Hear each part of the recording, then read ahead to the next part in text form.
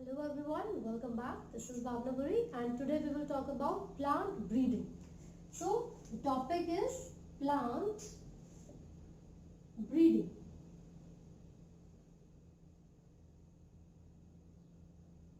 Dear students, we have already discussed about the animal husbandry, about the production of different animals, different plants, and this topic plant breeding. This is about the production of desirable plants. Breeding का मतलब हमने already पढ़ा था, जब हम एक नई variety को प्रोड्यूस करने के लिए किन्हीं भी दो डिजायरेबल कैरेक्टर्स को कैरी करने वाले प्लांट्स को आपस में क्रॉस करवाएंगे, तो इस प्रोसेस को ब्रीडिंग कहा जाता है। तो अगर हम 1960s की बात करें, प्लांट ब्रीडिंग टेक्निक्स इतनी ज्यादा डेवलप हो चुकी है, इतनी ज्यादा एडवांस्ड हो चुकी है कि इन टेक्निक्स का यूज करके जो प्रोडक्शन है और जो फर्टिलिटी है प्लांट्स की, वो इतनी इंक्रीज करवा दी गई थी कि ग्रीन रिवॉल्यूशन आया। ग्रीन रिवॉल्यूशन, इसका मतलब क्या है? इसको हिंदी में हरित क्रांति कहा जाता है। एंड ग्रीन रेवोल्यूशन का मतलब ये है कि हमारे पूरे वर्ल्ड में, हमारी पूरी कंट्री में, अगर हम इंडिया की स्पेसिफिकली बात करते हैं, तो जो जीडीपी था, जो जितना भी प्रोडक्शन होता है प्लांट्स का, सीरियल्स का, या फिर व्हीट, राइस एटसेट्रा, इन सभी का जो प्रोडक्शन था वो इतना मल्टीपल फोल्ड इंक्रीज हो चुका था कि चारों तरफ हरा भरा चीज यानी कि खाना पीना ही अवेलेबल था। तो ये जो ग्रीन रेवोल्यूशन आया था, इसका सबसे इंपॉर्टेंट रीजन क्या है? प्लांट ब्रीडिंग टेक्नोलॉजीज में एडवांसमेंट आना। ठीक है, तो इन प्लांट ब्रीडिंग यानी कि जो पूरा टेक्निक है, जब हम इसको डिटेल में पढ़ेंगे तो 5 स्टेप्स आपको याद करने होंगे, राइट? लेकिन उससे पहले एक एग्जांपल लेते हैं। ठीक है, मान लीजिए आपके भाई की शादी है या बहन की शादी है, आपको कपड़े खरीदने हैं। तो जब आपका माइंड सेट हो चुका है कि भाई मुझे कपड़े खरीदने हैं, तो क्या ऐसे ही आप फटाफट से मुंह उठा के किसी शॉप पे चले जाओगे? नहीं, सबसे पहले आप डिसाइड करोगे। सबसे पहले आप ये डिसाइड करोगे कि मुझे भाई की शादी में पहनना क्या है, 3 पीस पहनना है या कुर्ता या पहनना है या क्या पहनना है ना? तो सबसे पहले हम जो डिजायरेबल कैरेक्टर्स है, कपड़े हैं या जीन्स है, उनको क्या करते हैं? कलेक्ट कर लेते हैं, अपने माइंड में सोच लेते हैं, अपने माइंड में सोच लेते कि भैया मुझे ये कपड़ा खरीदना है। क्योंकि जब तक आप ये चीज ही नहीं डिसाइड कर पाओगे कि मुझे खरीदना क्या है ना? या फिर प्लांट्स के रिस्पेक्ट में बात करूं, जब तक आप यही डिसाइड नहीं कर पा रहे हो कि मुझे कौन से कैरेक्टर्स चाहिए, मेरे डिजायरेबल जीन्स कौन से हैं, तो फिर आप प्लांट ब्रीडिंग करवाओगे कौन कौन से प्लांट्स में? नहीं करवा सकते।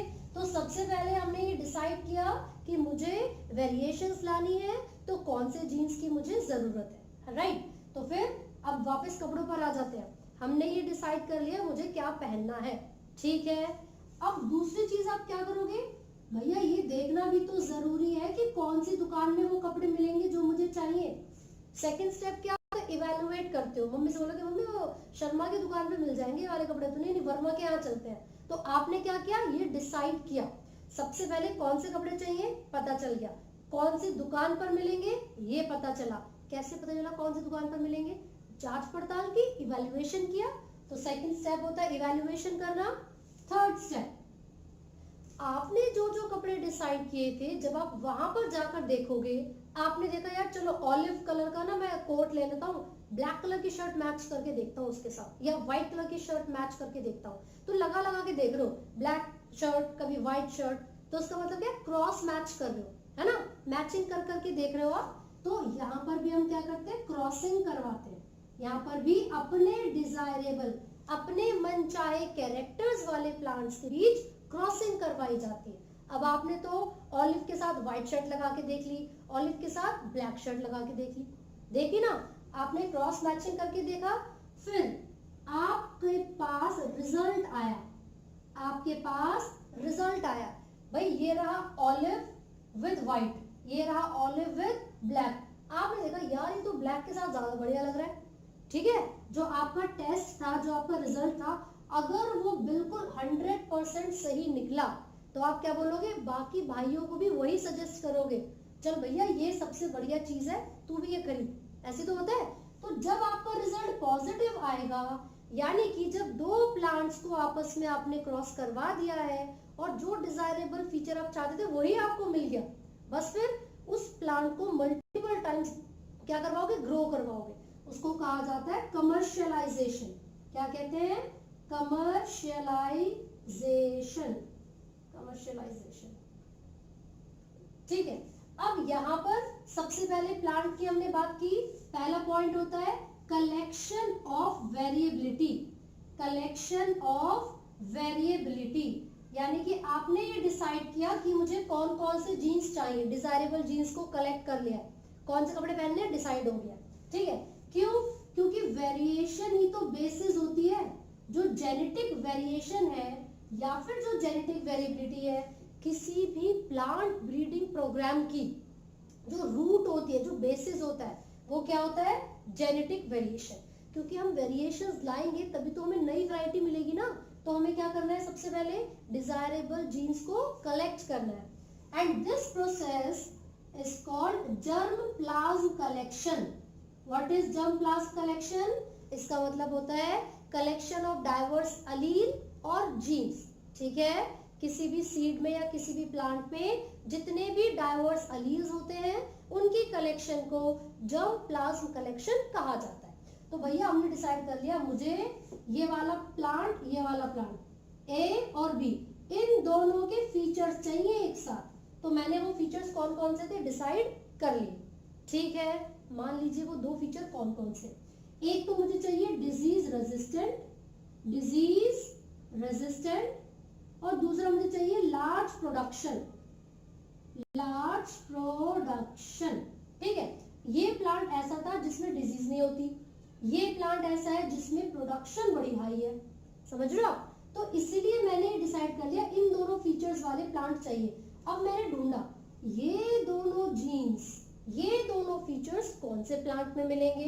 तो इवैल्यूएशन करना, इवैल्यूएशन करना मतलब सर्च करना ऑफ पेरेंट्स।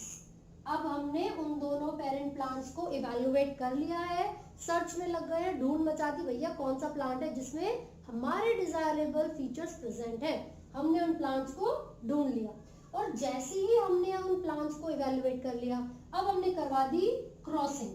क्रॉसिंग या फिर इसको आप बोलेंगे cross hybridization, cross hybridization between selected parents. ठीक है भाई, हमने पहले पेरेंट्स को ढूंढा, अब उन दोनों पेरेंट्स में हाइब्रिडाइजेशन करवा दी। जब उन दोनों पेरेंट्स में आपने हाइब्रिडाइजेशन करवाई तो आपको बच्चे मिले, ये थे प्रोजनी, रिजल्ट में प्रोजनी आई। अब आप उसको टेस्ट करोगे कि क्या इस बच्चे में वो दोनों ही फीचर्स आए हैं या नहीं जो हम चाहते थे। और दो फीचर्स कौन कौन से थे, disease resistant plant and high productivity, large production. समझ रहे हो? तो अगर आपने रिजल्ट को टेस्ट किया, ठीक है, कि हमारे रिजल्ट में वो दोनों फीचर्स आए हैं या नहीं, जब आप उसको इवैल्यूएट कर लोगे, जब आप उसकी टेस्टिंग कर लोगे, फिर सिलेक्शन करते हो रिकॉम्बिनेंट्स का, सिलेक्शन ऑफ रिकॉम्बिनेंट्स। रिकॉम्बिनेंट्स क्या है, जिनके अंदर हमारे दोनों डिजायरेबल फीचर्स आ चुके हैं, वो रिकॉम्बिनेंट्स है। और जब हमारे फीचर्स चले गए, अब आपने क्या सोचा, भैया कमर्शियल लेवल पर, हाई स्केल पर, लार्ज स्केल पर अब इस डिजायरेबल प्लांट को हमें प्रोड्यूस करना चाहिए। तो हम इसको टिश्यू कल्चर या फिर माइक्रो प्रोपगेशन टेक्निक का इस्तेमाल करके लार्ज नंबर में प्रोड्यूस कर सकते हैं।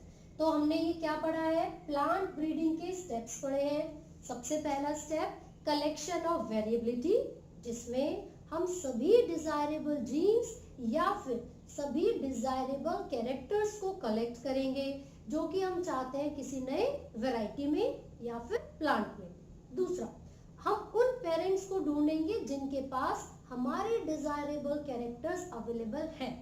जैसे ही हमने उन पेरेंट्स को इवैल्यूएट कर लिया, उन सेलेक्टेड पेरेंट्स में क्या करवाते हैं, क्रॉस हाइब्रिडाइजेशन। थर्ड स्टेप क्या हुआ, cross hybridization between the selected parents. अब जब आप उनके बीच में क्रॉस हाइब्रिडाइजेशन करवाओगे, देखिए दो चीजें आपको याद रखनी है। एक तो वो दोनों डिजायरेबल फीचर्स हमारे न्यू प्रोजेनी में आने चाहिए, लेकिन दूसरी बात ये होती है, this is a very tedious and long process, बहुत ही कॉम्प्लिकेटेड और टाइम कंज्यूमिंग प्रोसेस है। तो ये एक डिसएडवांटेज होती है प्लांट ब्रीडिंग की, ठीक है। लेकिन जैसे ही हमने सेलेक्टेड पेरेंट्स में क्रॉस हाइब्रिडाइजेशन करवा दी, फिर क्या होगा, जो प्रोजेनी हमें मिली है हम उसको टेस्ट करेंगे। टेस्ट करने पर जिन जिन प्रोजेनी के अंदर हमारे डिजायरेबल फीचर्स गए हैं उनको सेलेक्ट कर लिया जाएगा and these are called recombinants. जिनके अंदर कंबाइन होकर दोनों फीचर्स आ जाते हैं वो रिकॉम्बिनेंट्स होते हैं। तो यहाँ पर सिलेक्शन ऑफ रिकॉम्बिनेंट्स कर लिया, टेस्टिंग करके पता चल गया भाई 4 बच्चे आए, 4 में से 2 के पास हमारे फीचर्स हैं। अब उन्हीं 2 को हम माइक्रो प्रोपेगेशन या टिश्यू कल्चर का यूज करके लार्ज स्केल पर प्रोड्यूस कर सकते हैं। तो टोमेटो का एक एग्जांपल आपके एनसीईआरटी में गिवन था, है ना, तो आप वो देख सकते हो, वो आपको सोमैटिक हाइब्रिडाइजेशन में भी गिवन है, जिसमें पोटैटो और टोमेटो उन दोनों को आपस में क्रॉस करवा के देखा गया था। हालांकि इट वाज नॉट वर्किंग, उससे कोई भी अच्छा रिजल्ट हमें नहीं मिला था, ठीक है, लेकिन फिर भी एग्जांपल आपको बहुत अच्छे से याद रखना है। So this is all about plant breeding program. तो चलिए अब हम देखते हैं फटाफट से कि प्लांट ब्रीडिंग टेक्निक्स की क्या इंपॉर्टेंस है, क्या फायदा, ठीक है। तो ये जो ग्रीन रिवॉल्यूशन आया था, इसका मतलब हमने ये देखा था कि भाई जो प्रोडक्शन थी, जो डिजीज रेजिस्टेंट प्लांट्स थे उनको प्रोड्यूस करना, फर्टिलिटी को इंक्रीज करना, ये सब चीजें काफी ज्यादा बढ़ चुकी थी, राइट। तो सन 1960 से सन 2000 के बीच में, यानी कि the duration between 1960 to 2000 year, ये जो साल थे, ये जो समय था, इस समय में जो व्हीट और राइस की प्रोडक्शन थी वो मल्टीपल टाइम्स इंक्रीज हो गई थी। जब हम व्हीट के बारे में बात करते हैं तो इनिशियली 11 मिलियन, कितना, 11 मिलियन जो प्रोडक्शन हुआ करता था वो बढ़कर कितना हो चुका था, 75 मिलियन तक पहुंच चुका था व्हीट के केस में। लेकिन जब हम राइस की बात करते हैं तो वो 35 से लेकर 89.5 मिलियन तक इंक्रीज हो गया था। तो ये सब चीजें क्यों हो पाई थी, किस रीजन की वजह से, प्लांट ब्रीडिंग टेक्नोलॉजीज की वजह से, राइट। तो आप यहाँ पर देखोगे कि अलग अलग साइंटिस्ट थे जिन्होंने अपनी कंट्रीब्यूशन दी और उन्हीं कंट्रीब्यूशन के रिजल्ट में हाई यील्डिंग और डिजीज रेजिस्टेंट वेराइटीज को डेवलप किया गया था and these varieties were called semi dwarf varieties. तो कौन सी वेराइटीज को सेमी ड्वार्फ वेराइटीज कहते हैं, तो मैंने बोला disease resistant and high yielding varieties were called semi dwarf varieties, right। जब हम wheat के बारे में बात करेंगे तो आप देखोगे there was a scientist named Norman E. Borlaug। उन्होंने क्या बोला था, उन्होंने ये जो wheat है इसकी semi dwarf varieties को डेवलप करवाया था मैक्सिको में, राइट। व्हीट और मेज की जो इम्प्रूवमेंट, एक इंटरनेशनल सेंटर था, international centre for wheat and मेज इम्प्रूवमेंट, जो कि मैक्सिको में था, ठीक है। वहां पर नॉर्मन ई बर्लॉन्ग ने 1933 की बात है, क्या किया था, semi dwarf varieties of wheat को डेवलप किया था। आपको एनसीईआरटी में 2 नाम गिवन है, सो नाम है सोनालिका एंड कल्याण सोना, राइट। तो यहाँ पर हमने 2 वैरायटीज देखी हैं व्हीट की, एक है सोनालिका, एक है कल्याण सोना। तो ये दोनों ही जो नाम है वो सेमी ड्वार्फ वैरायटीज होंगी, जो कि मैक्सिको में 1933 में, मैक्सिको में 1933 में, ठीक है, किसने डेवलप की थी, नॉर्मन ई बॉर्लॉग ने। तो आपको ये याद रखना है। साथ ही साथ अगर हम राइस के बारे में बात करेंगे तो जो semi dwarf varieties of rice होती है, जो कि अगेन डिजीज रेजिस्टेंट और हाई यील्डिंग होगी, उनको IR8 से डेवलप किया गया था। और ये कहां पर हुआ था, IRRI, यानी कि international rice research institute, international rice research institute, that was in Philippines. तो इसका मतलब ये हुआ कि यहाँ पर जो IR8 है, इससे राइस की सेमी ड्वार्फ वेराइटीज को डेवलप करवाया गया था IRRI में, जो कि फिलीपींस में था। साथ ही साथ एक आप देखोगे ताइवान का जो नेटिव था उससे भी यूज किया गया था। और साथ ही साथ यहाँ पर जब एग्जाम्पल की हम बात करते हैं तो Jaya and Ratna, these were the two semi dwarf varieties of rice. तो अभी अभी हमने पढ़ा है व्हीट और राइस की सेमी ड्वार्फ वेराइटीज के बारे में, जो कि प्लांट ब्रीडिंग टेक्नोलॉजीज का यूज करके डेवलप करवाई गई थी। आप देखोगे कि पूरे इंडिया का जो 33% GDP है वो सीरियल से या प्लांट क्रॉप से या फिर एग्रीकल्चर से ही मिलता है। ठीक है, सन 1960 से 2000 के बीच में इन टेक्निक्स की काफी ज्यादा डेवलपमेंट हुई। 1933 में व्हीट को और लगभग 1936 में ये जो सेमी ड्वार्फ वेराइटीज है किसकी, राइस की, उनको डेवलप किया गया था। ठीक है, this is 63 not 33, sorry 1963 and this is 1966, right. तो इन ईयर्स को भी आपको याद रखना है, साइंटिस्ट के नाम को भी आपको याद रखना है और जो इनकी वेराइटीज है उनका नाम भी याद रखेंगे। अब हम आगे बढ़ते हैं and now we will talk about the sugar cane. तो शुगर केन की कौन कौन सी वेराइटीज हैं और उनको किस किस तरीके से डेवलप करवाया गया है। तो हम लिख लेते हैं यहाँ पर शुगर केन। देखिए यहाँ पर आप दो वेराइटीज पढ़ रहे हैं, एक है सैकरम बारबेरी जो कि नॉर्थ इंडिया में ग्रो करने वाली एक शुगर केन की वैरायटी, दूसरी होती है saccharum officinarum, right, and this variety grows in South India. ठीक है, अब क्या हुआ, इनके कुछ कैरेक्टरिस्टिक फीचर्स होंगे। वो क्या फीचर होते हैं, जो नॉर्थ इंडिया में ग्रो करने वाली शुगर केन है यानी कि सैकरम बारबेरी, यहाँ पर आप देखोगे लो शुगर कंटेंट होता है, लो शुगर कंटेंट होता है, बहुत ही थिन यानी कि बहुत पतले पतले से शुगर केन होते हैं, स्टेम बहुत ही पतली है।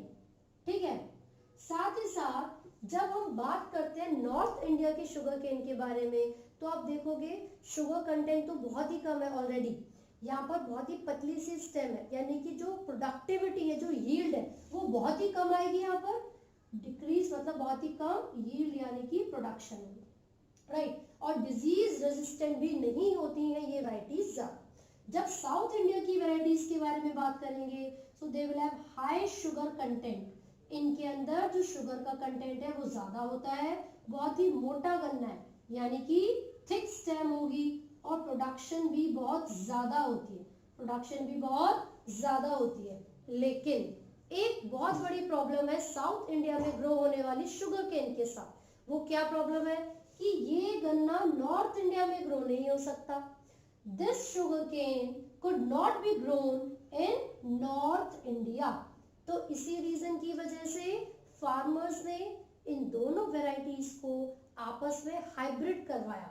तो हाइब्रिडाइजेशन के रिजल्ट में जो न्यू ब्रीड, जो न्यू वेराइटी हमें मिली, आप देखोगे उसके अंदर हाई शुगर कंटेंट होगा, थिक स्टेम, प्रोडक्टिविटी यानी कि यील्ड बहुत ज्यादा होगी, साथ ही साथ it will have the ability to grow in North India, साथ ही साथ उसके पास एबिलिटी थी to grow in North India.